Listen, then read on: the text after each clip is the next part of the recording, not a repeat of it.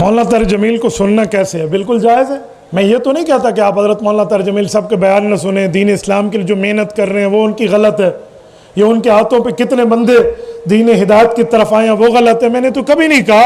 میں نے صرف احتجاج کیا ہے کہ یہودی ایجنٹ کا ساتھ چھوڑ دیں. باقی مولانا بڑے ہیں, دین کے اندر ان کا ایک مقام ہے, مرتبہ ہے, تو بس صرف ہمارا احتجاج اس حد تک ہے. ان کے حق میں جو بات کریں نہ ہم اسے سنیں گے نہ اس پہ عمل کریں گے. اس کے علاوہ سب چیز حضرت مولانا کی ہم دین اسلام کے حق میں ہوگی تو سر آنکھوں پہ. اور ایک شاعر کا انہوں نے لکھ کر بھیجا, ان کو سننا کیسا ہے؟ بھائی اس شاعر سے بھی ہمارا اختلاف اس وقت تھا جب اس نے مولانا کو گالی دی تھی. اس نے وضاحت کر دی, میں نے نہیں دی. چلو لولی لنگڑی وضاحت تھی, ہم نے ایکسیپٹ کر لی. ہم اپنوں سے جنگ نہیں کرتے, احتجاج ضرور کرتے. حضرت جی طلاق دینے کے بعد حلالہ جائز ہے یا نہیں ہے؟ یہ ایک تفصیلی مسئلہ ہے دارالفتاء کا. میں مختصراً عرض کیے دیتا ہوں. یہ جو حلالہ ہے نا, جو لوگوں نے آج کل حلالہ بنایا ہوا ہے, وہ حلال حرامے بنے ہوئے ہیں, وہ حلالے نہیں ہیں. ہاں ناراض نہ ہونا, آپ بات کیے تو پھر آپ سنیں بھی نا. آج کل کے حلال حرامے بنائے ہوئے ہیں. 5,000 لے لو اور میری بیوی کو 1 رات رات کے صبح چھوڑ دو, اور شرط کے ساتھ نکاح کرتے ہیں. بھائی یہ حرامے ہیں, یوں نہیں ہے. جو قرآن کریم بات کرتا ہے وہ کچھ اور ہے. رب کریم فرماتے ہیں دوسرے پارے میں فَإِن طَلَّقَهَا فَلَا تَحِلُّ لَهُ مِن بَعْدُ حَتَّى تَنكِحَ زَوْجًا غَيْرَهُ. اس کی دوسری جگہ وہ شادی کرے گی, شادی ہوگی اس کی. کوئی وہاں حلالے کا ذکر نہیں ہے. وہاں اس کا نباہ نہ ہو سکے, اللہ نہ کرے اس کو وہاں سے طلاق ہو جائے, تب پہلے کے لیے آ سکتی ہے. یہ ہے شریعت کا حلالہ. یہ نہیں ہے جو آپ نے بنا. 3 طلاقوں کے بعد تو آپ کی بیوی نہیں رہی, آپ کس ولایت سے اس کا آگے نکاح کرا رہے ہیں, کس حیثیت سے کرا رہے ہیں؟ تو لہٰذا آپ کا حق نہیں بنتا. یہ حلالہ نہیں ہے. اس معاملات کو تھوڑی ترتیب بھی دیکھیں. مفتی صاحب عید کے 3 دن گلے ملنا رہنمائی کریں. شرعی حکم تو نہیں ہے, لوگ ویسے مزاج کے طور پہ مل لیتے ہیں. کوئی یوں نہیں ہے بھی جو کہ اس سے گلے نہ ملا تو وہ کافر ہو جائے گا, ایسا مسئلہ کوئی نہیں ہے. بھائی آپ ہر صورت میں کو گلکڑی پاؤ. کئی بندیاں دا کم بڑھ ویندے بھی چلو اج دی وار تو پا گنو, ایویں تو نہ پا سکتے ہیں. کئی شودے ودے ادھر بھی ایندے نال تے پاونی ہے گلکڑی. جی ہاں, تو بہرحال یہ رواج کے طور پہ اس کو آپ شرعی حکم نہیں کہہ سکتے. حضرت مولانا طارق جمیل صاحب عمران خان کے پاس جائے تو اعتراض ہے, اور مولانا معاویہ حمزہ شہباز کے پاس جائے تو سمجھ نہیں آتی. بھائی مولانا معاویہ صاحب کی بات آپ مولانا معاویہ صاحب سے پوچھیں. میں ایک جملہ کہہ رہا ہوں, اگر کوئی عالم دین کسی سیاسی کے پاس جاتا ہے تو 2 حیثیتیں ہیں. یا تو اپنی سیاسی جماعت کی حیثیت سے جائے گا تو وہ سیاسی ہے, وہ سیاسی بنیاد پہ گیا ہے تو وہ جا سکتا ہے. لیکن ایک خالصتاً دینی مذہبی عالم, تبلیغی تعلیمی تدریسی عالم, ایک سیاستدان, وہ جس پر یہودی ایجنٹ ہونے کا الزام ہے, اس کے پاس جائے, اس کے حق میں رو رو کے دعائیں کرے اور میرا پیارا وزیر اعظم کہے, تو اعتراض تو بنتا ہے نا. یار مجھے ایک جملہ کہو, 1 منٹ. پاکستان میں بلا تنازع شخصیت شیخ الاسلام مولانا مفتی محمد تقی عثمانی دامت برکات ہے یا نہیں ہے؟ بولیے. وفاق المدارس العربیہ پاکستان کے سربراہ ہیں. حضرت مفتی صاحب جائیں, نواز شریف سے ملیں, شہباز شریف سے ملیں, آصف علی زرداری سے ملیں, مولانا فضل الرحمان سے ملیں, یا عمران خان سے ملیں, ملاقات ہو رہی ہے, تو ہم کبھی کچھ کہیں گے نہیں. اگر مفتی تقی عثمانی صاحب صرف عمران خان کے پاس جائیں اور کہیں بہت اچھا ہے, بہت نیک ہے, ریاست مدینہ کی بات کرتے ہیں, اچھا ہے, اللہ اس کو خوش رکھے اللہ, تو لوگ ان پہ بھی بولنا شروع ہو جائیں گے کہ حضرت اللہ کے لیے ہمارے خون سے آپ کا پسینہ افضل ہے, لیکن آپ کیا کر رہے ہیں, ہوگا یا نہیں ہوگا؟ شیخ الحدیث مولانا مفتی محمد تقی عثمانی جیسا بندہ, تو مولانا طاہر جمیل صاحب ان سے جا کے یاری لگائیں گے. اور یہی تو ہمارا غم ہے کہ مولانا آپ کو اس کا جھوٹا اعلان ریاست مدینہ نظر آتا ہے. مولانا مفتی محمود, مولانا فضل الرحمان, ان کا اللہ کی زمین پہ اللہ کے نظام کا نعرہ نظر کیوں نہیں آتا؟ جمعیت کا اعلان نہیں ہے. جمعیت کا مقصد, جمعیت کا پیغام, خدا کی زمین پر خدا کا نظام, یہ ریاست مدینہ نہیں ہے. یہ آپ کو نظر کیوں نہیں آتا؟ اگر ریاست مدینہ اتنی اچھی لگتا تھا آپ کو نعرہ, تو خدا کی زمین پہ خدا کا نظام والا نعرہ آپ کبھی ہمارے بھی 27ویں کے پاس آئیں اور مولانا کے پاس عبد الخیل کے ممبر پہ بیٹھ کے دعا کریں. ہمارے پاس کیوں نہیں آتے؟ بتائیے نا، کچھ تو بولیے. جب آپ وہاں پہ جا کے سیاسی انداز کی دعائیں کرائیں گے تو پھر اعتراض تو بنتا ہے نا. ہمیں تکلیف صرف یہ ہے. باقی آپ نے مولانا معاویہ اعظم صاحب کی بات کی، تو مولانا معاویہ اعظم صاحب میرے خیال میں سیاسی جماعت راہ حق، راہ حق اس کے ممبر ہے. اگر وہ اس حساب سے گئے تو کیا جرم ہے؟ وہ کوئی خالصتاً تبلیغی عالم تو نہیں ہے.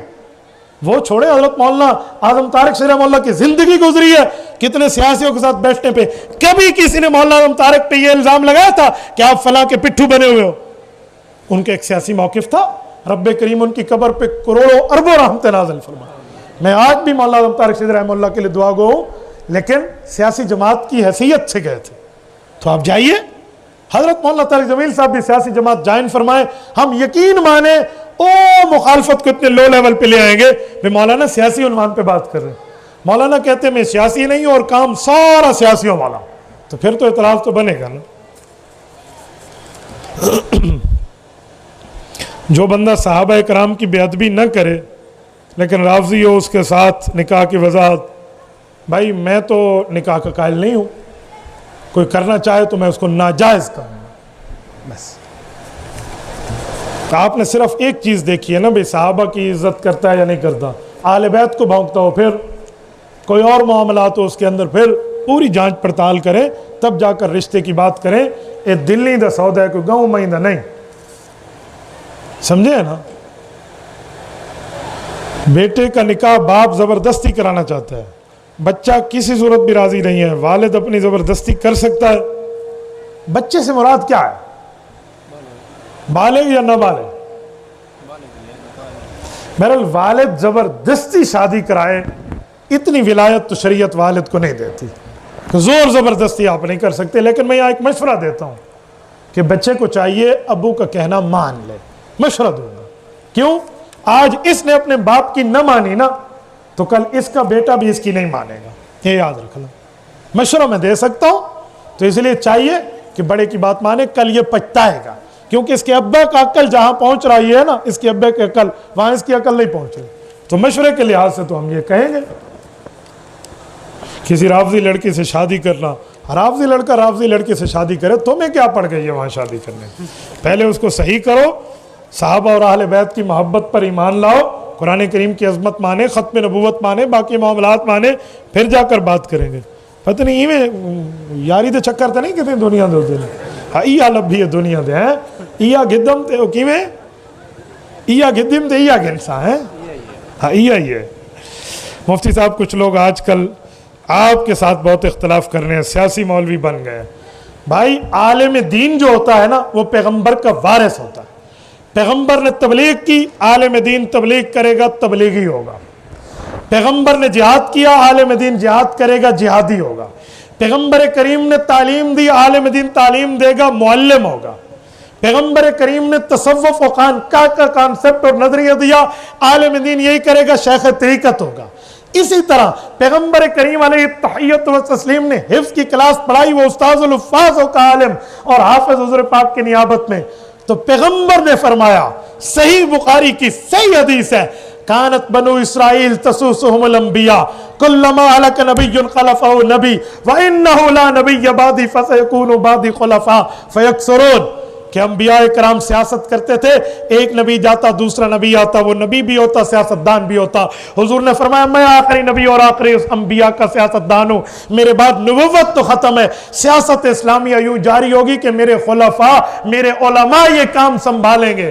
تو پیغمبر نے عالم کو سیاست میں نبی کا وارث قرار دیا ہے. کوئی مجھے تعلیمی، جہادی اور تبلیغی اور تصوف، خانقاہ، مسجد و مدرسے کے بعد سیاسی عالم کہتے ہیں تو وہ مجھے پیغمبر کا اصلی وارث کہتا ہے.